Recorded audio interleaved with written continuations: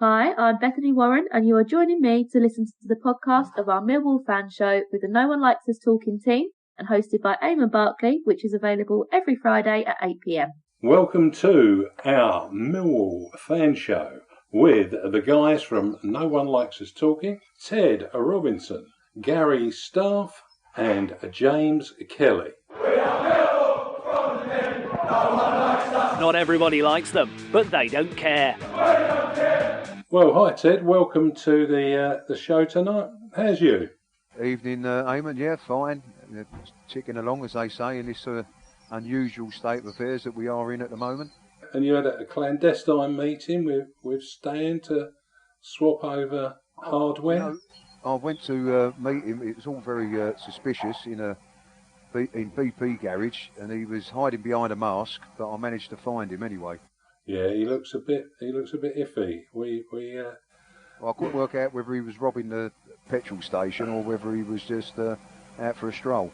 Yeah, someone shouted out treatment when I saw him last time. Don't stand for as many years as I have done. I think he could do with some. Hi James, welcome to the show. How are you? Hi Eamonn, how you doing? Yeah, not bad. Yeah, I'm good, thanks.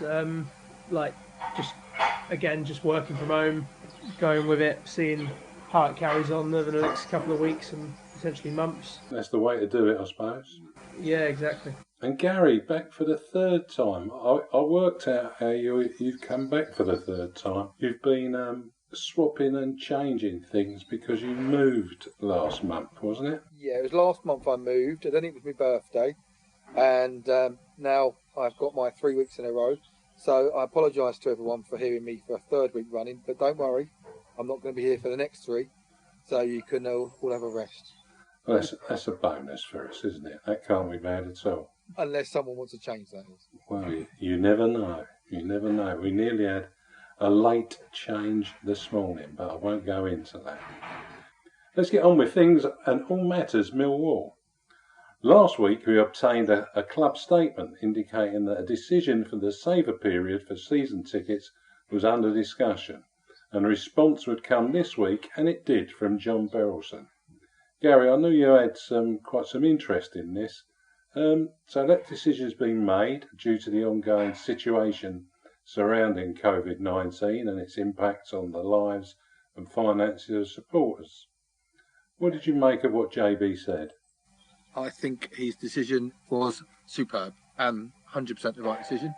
The club, I believe, have also extended the actual allocation of your seat up until I think it's June the 16th or around that time. So that's a good thing as well. But I think it was a no-brainer for the likes of John Berylson.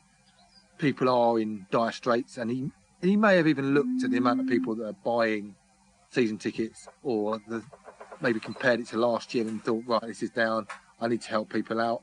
People are asking the questions. And as we know, John sometimes listens to this show, so he may have heard us talking about it and thought, you know what, coming from the fans, I think I need to look into this, and he has done the right thing.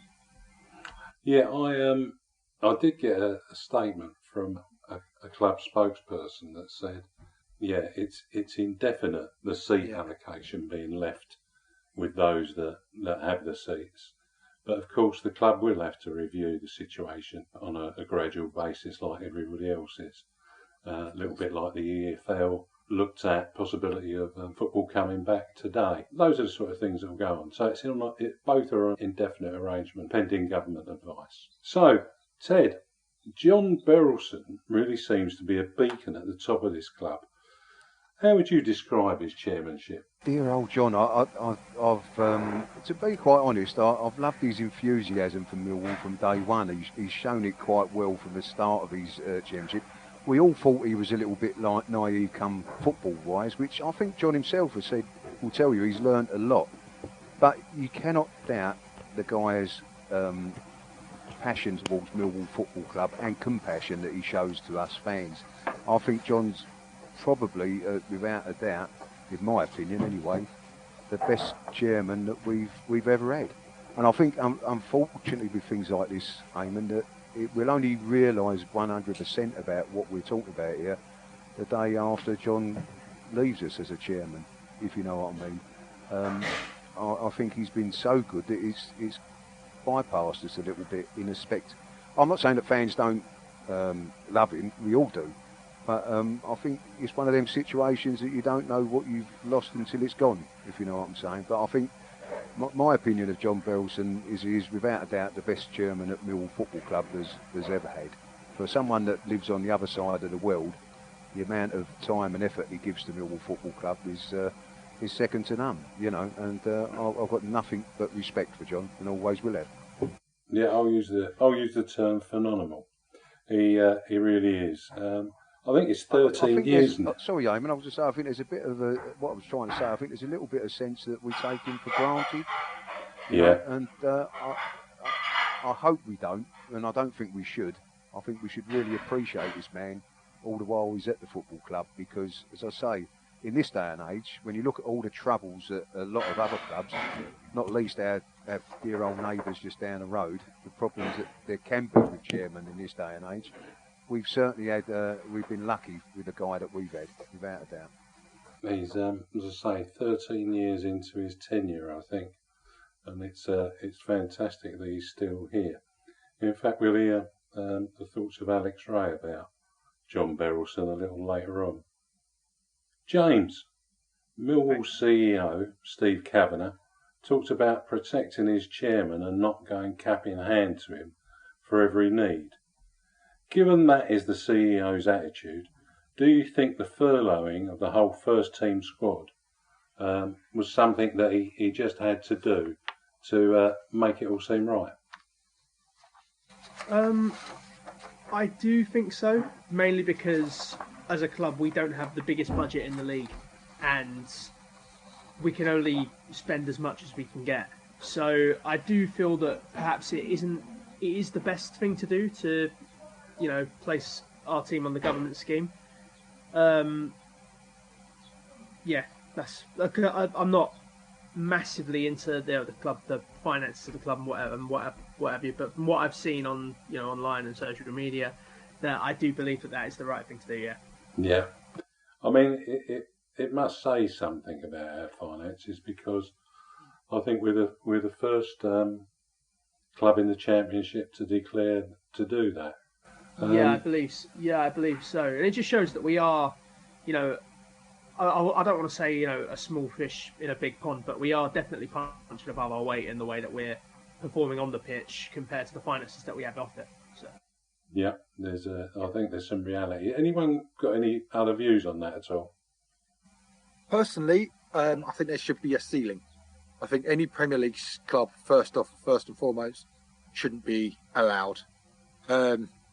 Championship, maybe you could split it down the middle with the likes of clubs that are still receiving parachute payments from the Premier League, like Huddersfield, Stoke, and then other clubs like Fulham, Leeds, who are turning over big money and have big players in there. There should be a limit for Premier League clubs and even some of these big earners. Look at, for example, Richard Branson furloughing a lot of his staff. When the man owns an island, he's got millions. Don't just go after the Premier League players because they're an easy target, but I think there needs to be some kind of line put in the sand. We don't know how long it's going on for. Hopefully, after the announcements we've had the last couple of nights, we're coming down the other side, and maybe life will start returning back to normal sooner rather than we thought. But it's an argument that needs to be had. Liverpool turning around, getting all this plaudits saying, "Oh, we're going to turn around, we're not going to do it anymore." They did it in the first place, so they shouldn't even been thinking about that in the first place. These clubs have got multi-million-pound owners. Man City have done the right thing. Okay, they're owned by a small country, but they've done the right thing. Clubs need to really look at themselves in the mirror and see how they're going to look on the other side of this when they're grabbing money out of the fans' pockets. Yeah. This doesn't seem right to me. Yeah, I hear what you say there. I mean, there's been a number of Millwall fans who have felt angry about the club going into furlough. They've been actually saying that John Berylson should put more of his hand into his pocket and start paying people. And they included even some stewards, I think, who are hired by the club direct. who have been laid off altogether, allegedly. Well, we don't know whether that's true or not, but I'm sure we can find out over the next week. But yeah, there have been some fans that have been offended by the fact that we're taking government money from a government that needs every penny that it can get. Yeah, so those issues really that fans are talking about and feeling offended by, and it's not everyone. There's people that say it's the right thing to do, but there are those that believe the board and John Berylson should dip their hands in the pocket rather than take the money from the government. What I'm going to turn to now is it's legend, hero or thank you time. And it's Kevin Muscat, defender, nominated by Helen Brown, all the way from Adelaide. What do you think about that, Ted? Kevin Muscat. Kevin Muscat. There's been one or two times when he's gone into a tackle from a player that I don't particularly like and done exactly what I wanted to do. So I've said thank you. I mean, one thing with Kevin, he didn't hold back. But I think he was underestimated. I mean, people only ever see in players like Kevin Muscat and a bit like Terry Hurlock and the Vinnie Joneses of this world, because they're renowned to be hard men, as they were called or whatever, they seem to lose the respect for what they should have for the footballer that they are. Kevin Muscat, one was a very good leader, a leader of men, and the sort of player you wanted to have in your side. But he could also play a bit. You know, he wasn't a bad footballer at all. So it's a difficult one for me. Let's hear what the lads say, and it might change your mind or otherwise. James, do you have much recollection of Kevin Muscat, or do you know much about him? Yeah, just about. I remember him in the FA Cup run when I was 8 years old. I remember him just a bit after that. If I'm being honest, I wouldn't call him a legend or a hero. I would simply just say thanks for your service, because of the way he played. I don't condone the way he played as a footballer. I thought he was very, very rough, very aggressive, a bit too hard at times. But maybe that's just me, my own opinion. I don't know about you guys, but that's because you're about 40 years younger than me, James. Yeah, very true. But other than that, I wouldn't put him in the same bracket as, you know, a Paul Robinson or, you know, a Jimmy Abdu or a Neil Harris or a Tim Cahill. I'd simply just say thanks for your service. You've done your bit for the club, but other than that, I haven't really got much more of an opinion on the guy, if I'm being honest. Okay, well, I'm going to switch over to Gary, but I'm going to say to our listeners, don't worry if you hear birds singing in the background, because Gary's out in his garden recording this, and the bird noise is just absolutely incredible coming over the back of the microphone. Oh, I apologise. Right, so Gary, what's your thought on Kevin Muscat? Not a legend, but that season, I think it was a season and a half he was there with us. I think he came in the Christmas transfer window the year before, maybe 2002, 2003 turnover. He first thing he ever did on a football pitch in front of me was against someone I didn't like at the time, like Ted said, and he stepped back in, elbowed him in the belly, got away with it, and launched a 60-yard ball down pitch, and I think we scored from it. Yeah. Okay, it wasn't the most orthodox way of playing a through ball, but he got in and did the dirty work. He is unsung in our run to the FA Cup final. If Steve McManaman hadn't have done what he did in that semi-final, and I would never forgive him for that, because he knew Sunderland were never going to win that. He knew Sunderland were never going to win that game, so he had to try and ruin it or somehow upset him. When he got sent off and Dennis Wise gave him a little goodbye, I just laughed because the man was horrible. But Kevin Muscat, yes, he was a nasty piece of work, but he was our nasty piece of work, like Terry Hurlock, etc. If he'd have been at the club longer, he would definitely have stepped into legend, like Terry. But that he single-handedly played a massive part in us getting through to the FA Cup final. And I imagine him as a man must have been absolutely gutted to not play in that final. up against those players, because I think if he was there, along with Danny Dichio, that would have been a very different final, and we wouldn't have had Dennis Wise running around after Paul Scholes like a wally in the middle, which I think slightly tarnished that game for me. But you look at the man and the knowledge he had of the game. He went on to manage Melbourne Victory. I know he was a bit of an idiot out there and done a few dodgy tackles out there, but he's gone on to manage at a very good level out there. And he could be over here very soon managing. He was knocking on the door for us, wasn't he, before Mr. Rowett got the job. So, I think, yeah, one of the things Perhaps he'll go to Glasgow Rangers or something like that. Yeah. Might be a little treat for him. Eamonn.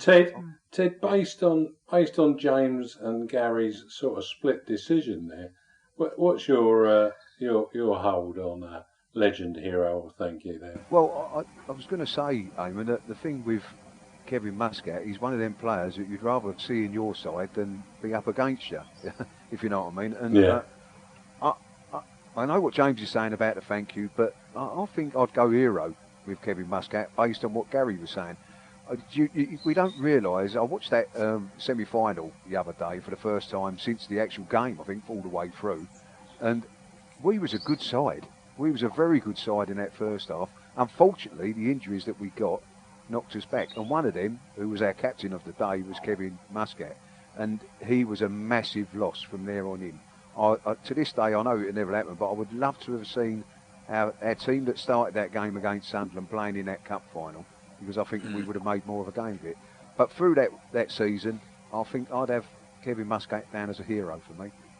So on a 2-1, it is Kevin Muscat, a hero. Thanks, Helen Brown from Adelaide, for putting Kevin up. That's lovely.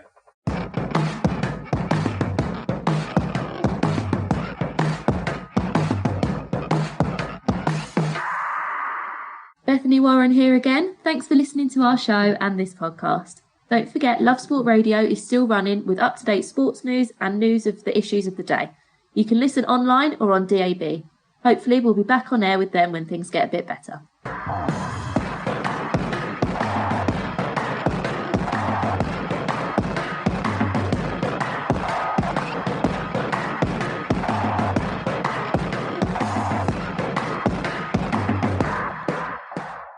Our blast from the past looks back to March 2018 with our former battling midfielder Alex Rae. He gives a revealing insight into his footballing career and how much he admires John Berylson. But it's a pleasure to welcome Alex Rae to the No One Likes Us Talking podcast. Alex, thanks so much for joining us, mate. No, listen, it's a pleasure. Alex, I want to ask you, and it encompasses both your teams, Sunderland and Millwall. Yeah. What's confidence? How does confidence affect a professional football player? Because there are a lot of big names in the Sunderland side. Yeah. They didn't look good. What's the mindset? How do you start lacking confidence? What happens? Of course, I think it's defeats. Pure and simple. When you're on a really bad run, or even a bad run of form, you could be playing in a decent team, but you're getting taken off and things that starts affecting your confidence. And it really is a massive part of the game, and I didn't realise this until I was, 29. I started doing some work with some psychologists, and I have to say it was the best thing I ever did, because when I got a wee bit of freedom, a bit of peace of mind, and started to kind of start behaving in terms of, getting sent off and things, you can focus all your energy on positive. And just to give you a short insight, more or less from my time as a young teenager, up until I was about 28 or 29, I would be getting into games thinking, right, okay, I remember maybe as an example, Lee Bowyer, at Charlton for, it maybe have smashed me about a year or two before, and I'd carried it about with until I got him back. So you're getting into games thinking I'm going to smash players and things, and that's a kind of negative. Whereas when I started working with a psychologist, I kind of get rid of all that stuff and just focused on the good stuff in terms of work hard, because your abilities never let you down. And from that point, I really hit a level which I never done prior to that, 28 years prior to that. So confidence is everything, but it's how you approach the game and have belief. But once it starts spreading throughout a team, it can become cancerous, and it's really, really difficult, regardless of the manager, to try and overturn that. I think, Alex, in this day and age, there's a lot more about the sociological side of things in how you're thinking and whatever. Yeah. And I think Millwall's a perfect example of that, because we all know and look at this side, and you know, we sat here last month thinking to ourselves, "Oh, we're still too close to relegation for our own good, if you know what I mean." And are we going to survive? Then all of a sudden, as they've got this togetherness, which is what it's all about at Millwall, they're now we're looking. We may have a chance of the playoffs. You know, it's amazing what if you get everybody pulling together in the right way with the right frame of mind, everybody trying to do the right thing, how a team comes together. Going back to 1990, I was just a young lad, pitching up at the Den, and I was telling a story, and obviously I can't say that there was some language used upon it, but when I pitched up at the old Den, I thought, my God, I need to get back to Scotland. This is an absolute dive. and I was serious. I was looking at this place, and I was getting the Knackers Yard, and this stadium's just pitched up in the middle of nowhere. We always thought it looked so welcoming, Alex. Well, listen, I'm sure you did welcome him all with open arms, but I had an intimidation. And I think that kind of worked in Millwall's favour. And no one actually liked going down to the road. And it was interesting because they had the fence around the stadium at that point as well, and you get middle-aged guys poking you in the ribs when you're taking a throw and going, liven up your little so-and-so, and you're like, oh, welcome to the real world. So, you know, and it's, you talk about confidence and things. It's about how you actually cope with that kind of situation, you know, because it's very easy to crumble, you know, when you've made a few bad passes. That, you know, the Millwall fans can be a bit unforgiving, like most fans, and they soon let you know. And Big Mick Hafford is a good pal of mine, and he said to me, "How long were you at Millwall?" And he said, 6 years. He went, "You must have been a good player, son, because they're a bit lively down there." Alex, I always imagined that you would become one day a Millwall manager. Did you ever? I think you were the perfect mould to become a Millwall manager. Did you ever think that would happen yourself? Is that something you wanted to happen? Listen, when I was a Dundee manager, I did a really good stint. We were chasing the title. We ultimately finished second that season, but I got a phone call from I think it was Andy Ambler, the chief executive at Millwall, and he said to me, "Listen, we've been following your progress and we'd like you to come down for an interview." And that was at the same time as Kenny Jackett. So wow. I went down and met John for, 3 or 4 hours. It was interesting. We spoke up, maybe a third of the time about football, your philosophy, what Millwall meant to me in terms of playing and how I saw things going forward and whatnot. But he actually went into a lot of depth about family and things. And I loved it, actually. I really enjoyed his company, first and foremost. And having saw what John does for the club, I have to say, and this is only from a distance, so I really don't know the inside stuff, but it appears to me that he puts his money where his mouth is. He helps finance the shortfall and things, and that's the kind of chairman you want for a football club, because there's a wee bit of debate about certain foreign owners, but I have to say, I think John's been brilliant. He's fought the cause as well to try and keep, you know, from Lewisham stealing the part of land as well, so he's been very much at the front line financially, and obviously supporting them to try and make sure they kind of keep away from suitors trying to take that part of that ground. So I just think the guy's brilliant for the club. Almost 30 years ago when guys like Cass and Teddy and the likes of them, Hurlock and that, they were in the top flight. I would love to have been part of that, because I just think it would have been something to see, something to behold. Yeah, I think it would. Certainly we saw Kaz. He felt that he might be forgotten if they get into the Premiership again. How do you feel about that then? No, not at all. You can't forget that, can you? No.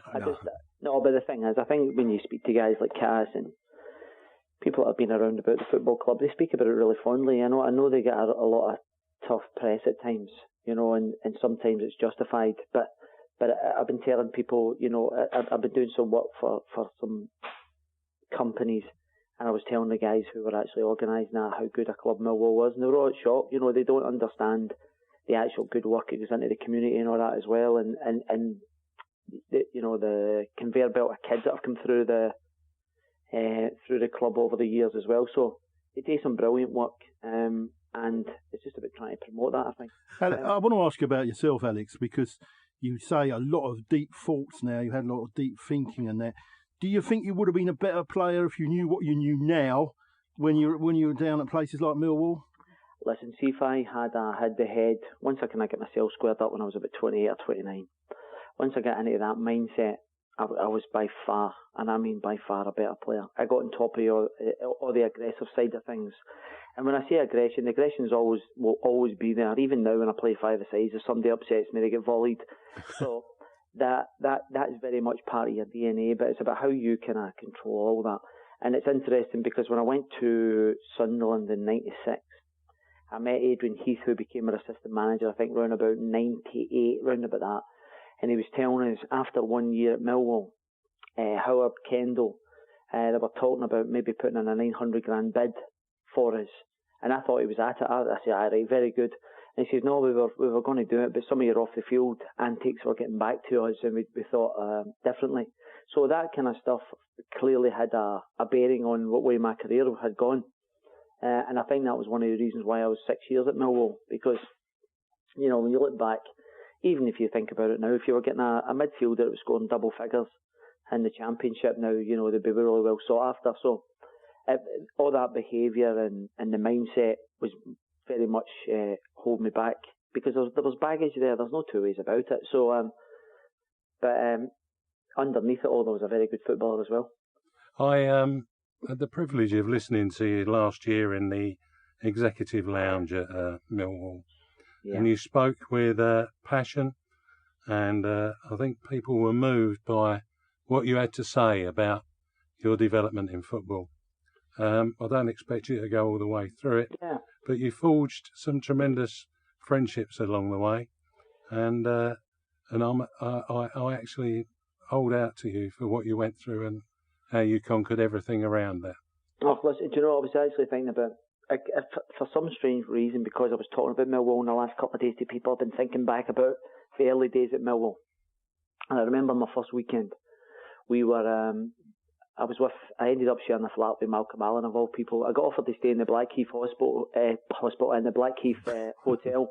And, hospital? Yeah, well, listen, 6 weeks later, I wound up, after 6 weeks with Malcolm, I wound up in Blackheath Hospital. That's another story. But, I was thinking back to them days where I was staying with Malcolm, and I stayed with him in Deptford High Street, of all places, for my first weekend in London. And we were travelling to Aberystwyth to do the pre-season training. And listen, for anyone that's ever done the sand dunes, it was absolutely lethal. You know, you're up and down these. It was almost like running up the sides of a building and then back down. And this was forever. It was just non-stop running. And at the end of the first day, Bruce Rioch says, we've got a 5 mile run to get the bus. And we had to wait until the last guy. And guys like Horney were drinking seawater and all that. It was madness. And I'm thinking to myself, oh my God, I hope we don't have to do that 5 mile run every day after training. And this is an absolute gospel. The following day, because this is my second day at Millwall, and I'm trying to impress Bruce Rioch and Ian McNeil and all Harry, you know, all the coaching staff. And I was about 5th or 6th in the 5 mile run. And I must have been maybe about half a mile before I get to the end line. I'm thinking, you're doing great, son, just keep digging in. And then as I'm getting closer to the finish line, I see wee Terry Hurlock, and he's just on his toes jogging about and all that, right? And he's, you know, the long hair, and there's water dripping off his hair and all that. I'm thinking, how did he beat me? He could not have beat me. It's impossible. and the wee man had jumped on a bus. He jumped off a half mile before the finishing line, went wet his hair in the sea, and then sprinted over the line. You just couldn't make up the characters he had there. No. Because Bruce Rioch held up a training session for you, wasn't he, when you took Teddy to Glasgow? We went up to see Rangers in Celtic Cup final in 1990. And it was a lost weekend, and we would get in at 4:30 in the Monday morning. We made a flight at 7 o'clock in the morning, and we fell asleep. And the both of us went to the airport, and in the days you couldn't book online or anything like that. It was just standbys you could get. And Big Teddy was standing there, and I was a bit worse for wear behind him. And he said to the lady, 2 flights to Heathrow, please, darling. And the lady says, we've only got one. And he went, name's Teddy Sheringham. He left me stranded. And anyway, I got there about maybe 1 o'clock. I think I pitched up to the training ground. And as I'm walking into training, the pavilion at Elton, I can see all the players sat there, and not one of them have got a bead of sweat on them. I think, I look quite fresh for a Monday morning session. As I walked in the door, Mick McCarthy jumped up and grabbed me by the neck. And he went, I was effing at the game yesterday, right? But I was still a bit worse for wear, and I said, but Mick, your team get thing yesterday. He threw me in the dressing room, and what Bruce Rioch had done was, he says, if he turns up at 7 o'clock tonight, he's sitting here until he turns up. He's let you down. And I have to say, see, for the remainder of that week's training, I was trying to stay clear of guys like Rhino and Mick. They were trying to volley me all over the place. But you know, the thing is, it was a brilliant, and it's interesting because I was telling this story to these fellas again last week, and Andy Walker was telling the same story because Mick McCarthy did it when he became a manager at one of the clubs as well. So he copied Bruce's, one of the boys had turned up late, and he just said to the guys, we're sitting here until he comes. So it was it was great because it didn't, but let's tell you, it didn't happen again, that's for sure. Alex, it's a pleasure to speak to you, mate, and thank you for the memories. Great to hear that interview with some fantastic memories, and hopefully we'll get him back. Ted, at the time, you reflected upon how Alex Rae should have been capped by Scotland at the full international level. Why do you think he went no further than as an under-21 player for the Scots? I'll tell you what, Eamonn, he's getting their team at the moment. Definitely. Alex Rae was one of the sort of players, as much as I liked him and I thought what a great player he was, I think he probably admits himself that he didn't quite fulfil what he should have done. And perhaps when he did start fulfilling what he was capable of, it was possibly a bit late for him to get into the Scotland team, if you know what I mean. I mean, Alex was, as we know, had a bit of a reputation in his younger days with us and whatever, and maybe that held him back a bit. But listen, I have no doubt in my head that boy had the talent to be an international footballer. And he was one of them players as well, Eamonn, that I believe possibly would have looked even better at international level, if you know what I mean. Yeah. I think he had the ability and the skill to be an international player and look at home in international football.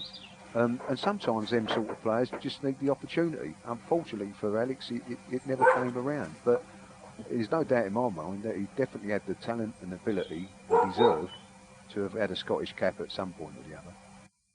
Yeah, I'm sorry that dog barked at you, Ted. It's obviously the sounds in Berkshire are very relevant. So we'll have to remember that next time we have Gary on. Yes, Anyhow, I apologise. Gary, you would have seen Alex play for the Lions. How would you sum up what this man brought to our team in a sentence?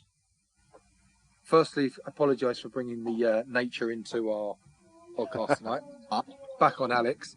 What can I say about Alex Rae? I met him a few times, not down the Gym Palace, but in a few Christmas parties back in the day. But him and Malcolm Allen through that middle back in the day. Can you imagine a better centre forward, better middle pairing? Malcolm Allen, another player who's very underrated. I'd like to get on and talk to one of these days on here, maybe. Alex Rae was a hard-working, solid individual. I always remember hearing the story that he said he came down and didn't know what to expect, and he likened us to a typical first or second division Scottish club. It's just hard-working, genuine, and he played like that. He got his hands dirty. He scored some amazing goals. He was like a forerunner for Timmy Cahill. I remember. I don't think he scored many from inside the box. Everything was outside, and he was an awesome player. If I was doing a hero, legend, or thank you for him, he'd definitely be a legend for me. Well, I'll stop there then, because you had more than one sentence. But it was good to hear what you thought, Gary. Thank you. That's really good. Cool. So we'll move on from Alex Rae, another guy that could really put it about on the pitch and made a big difference for us in his day. You might remember that last week we heard about Millwall Lionesses having their season made null and void, and the Lionesses boss, Colin Reid, spoke about the impact this would have on the first team and the regional talent centre. Earlier I spoke with Millie Connell about her career, the season past and her hopes for next season. Tonight we talk with Millie Connell, a 16-year-old who's with the Lionesses and is playing in the first team. She's a right back with great energy and ability, and also played in midfield and central defender as well.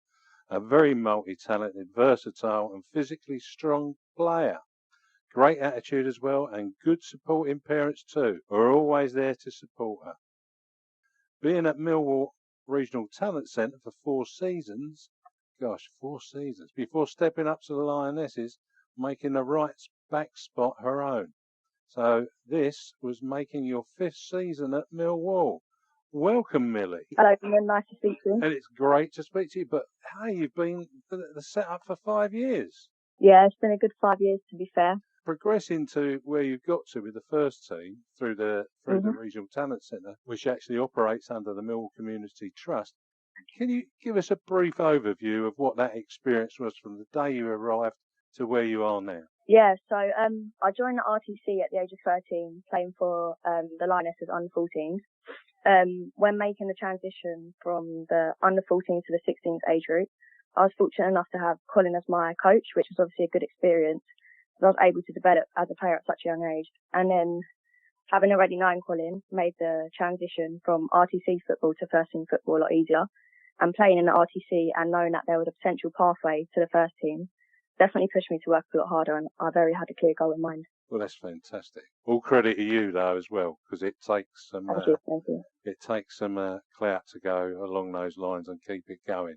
This season was lost to the COVID-19 pandemic, and despite the Lionesses getting into that situation where it was all called null and void, you did do well, and you showed that you had some mettle all the way through the season, with only defeats arriving in the cup and no defeats at all in the league. How would you sum up your season?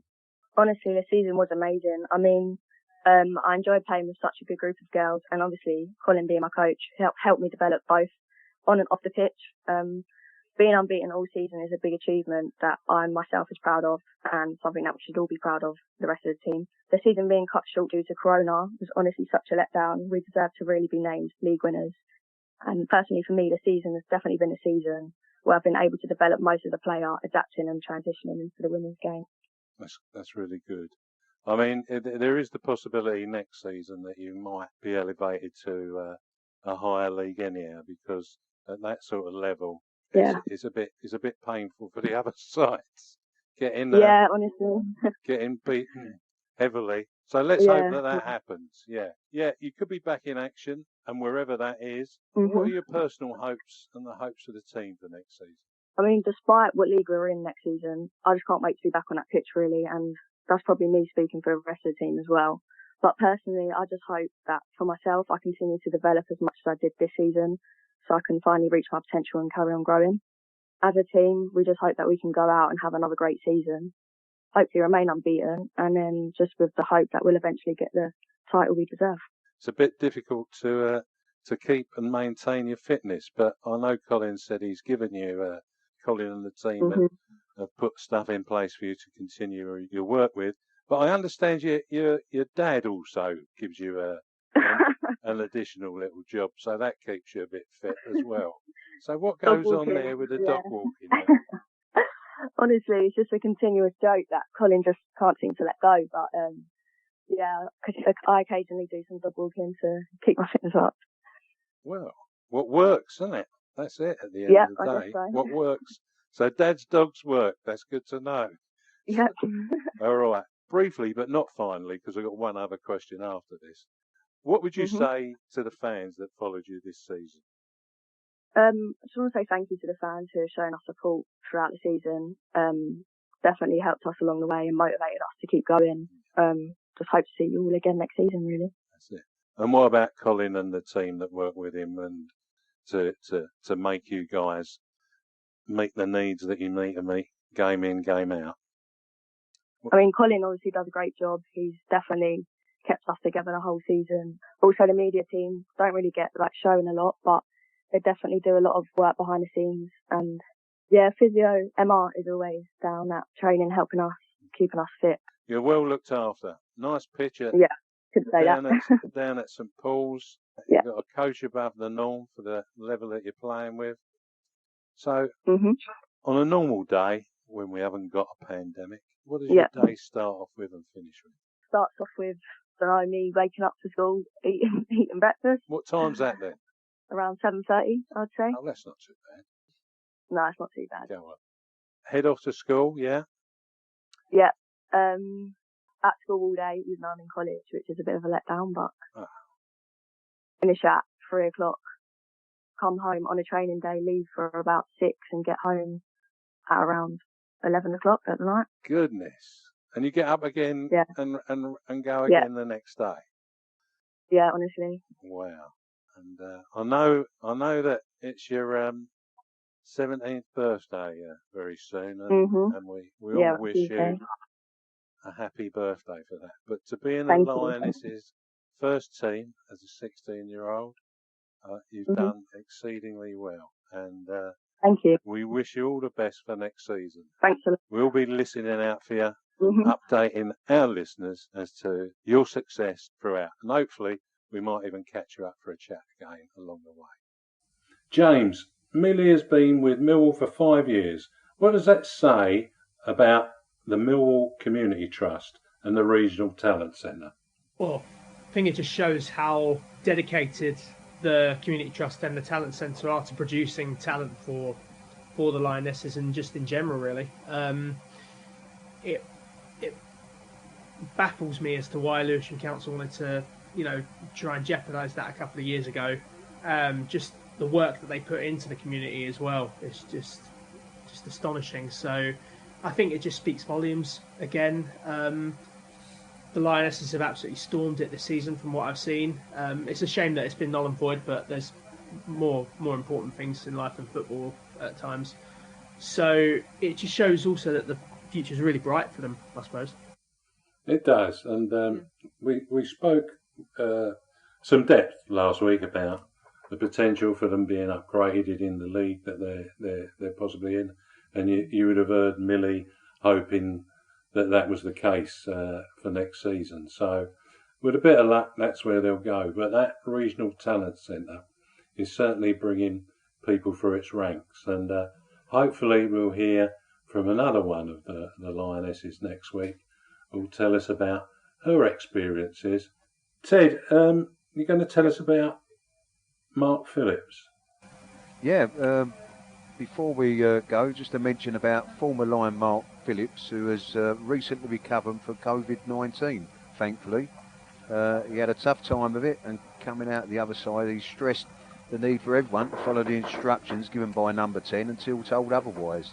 But Mark Phillips, a very good player for us, a Millwall boy without a doubt, and we're all sending him our love, and we're so pleased that he's managed to come through this horrible virus and come through the other side of it. So congratulations for doing that, Mark, and all the best. Let's hope he gets clear of it sooner rather than later. Here, I'd agree with that totally. Indeed. Yeah. Well, that's all from us again this week, and we hope you join us again next Friday at 8 p.m. In the meantime, to supermarket workers, public transport and delivery drivers, cleaners, emergency responders and all other key work, we're also grateful for the incredible work each and every one of you do in these challenging circumstances. We value your bravery and commitment, and thank you for taking care of us when we need it most. You are our heroes. That's good night from me. And it's good night from me. Good night, stay safe everyone.